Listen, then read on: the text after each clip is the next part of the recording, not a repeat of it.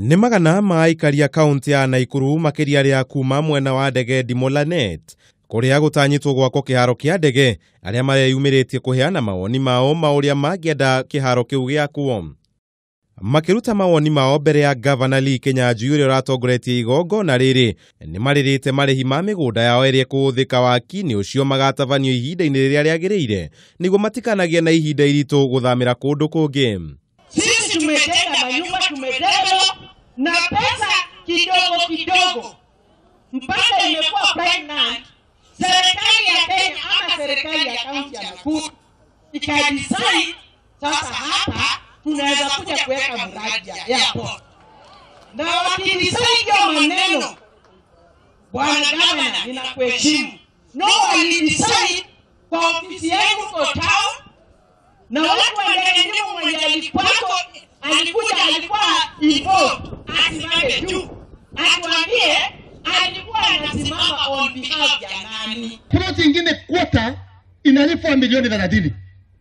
Ikifika Ndeia inalipwa shilingi 1500. Hii ndio ile kitu hatutaki. Kufanya ukora na valuation. Hatutaki hiyo.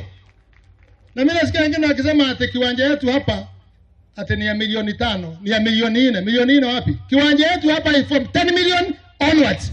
Mwena-ini wake Governor Kinyanjui ni aroire mweke uyu gutariria ikari acio bata wa kiharo giki hari ukuria wa mwena uyu makiria hari kwambatiria utonga wa kaunti iyo na kwandandura biashara igongona-ini riria rirekinyitio ni atongoria angi kuma kaunti-ini iyo.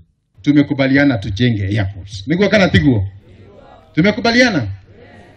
Tumekubaliana that phase 1 does not require any land acquisition, na nyinyi watu wote tumekaa yale mambo ambayo mumetaja tutafikisha huko mbele. Wabunge wameweza kusikia mambo ambayo mumeyataja na kuanzia hapo mambo yote itakuwa sawa sawa. Si ni kweli?